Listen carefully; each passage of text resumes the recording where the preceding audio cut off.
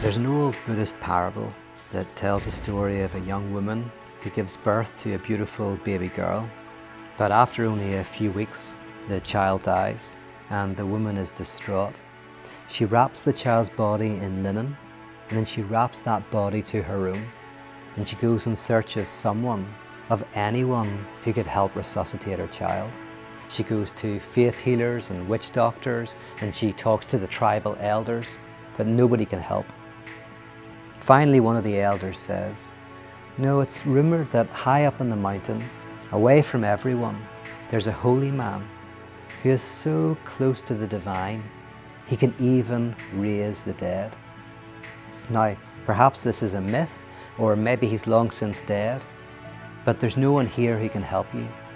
If you're that desperate, maybe you need to go in search of him. And so she does. She packs a few provisions and she goes up into the mountains to find him. After a few days, she comes across a small hut in the middle of nowhere beside a crystal clear lake, and she knocks on the door. After a couple of minutes, an old man comes to the door and she begins to weep. She says, "I don't know if you're the one they talk about, and I don't know if you can help, but my child is dead and I must have her back."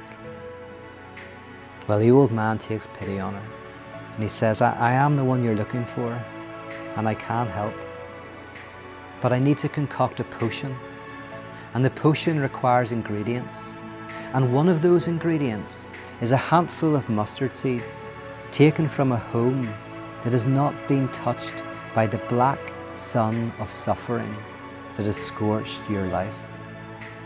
Go down into the village, find me the mustard seeds, and then return. And so she does.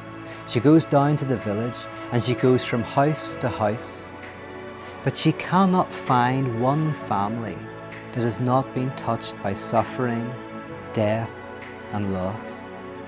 Yet as she listens to the stories of other people's suffering, and as she's able to speak of her own, she gradually comes to terms with the loss of her child and is able to bury her in the earth. What I love about this story is that the woman represents something of us all. We all want to run away from death, from the realization of our own death and the loss of those that we love. All of us find mourning difficult. We would prefer to forget rather than remember and feel the grief. Well, the old man doesn't offer some miracle cure to say, "I can make everything great." But neither does he send her away without hope. Instead, he creates a space where she is able to hear other people's stories of suffering, where she's able to speak her own, until she is able to mourn and finally able to let her child go. We all want to escape our suffering and our difficulties. It's natural.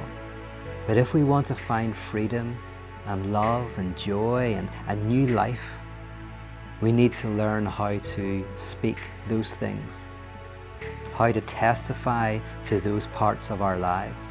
And we need to learn how to bear witness to other people's struggles and sufferings, not providing answers, but providing a listening ear.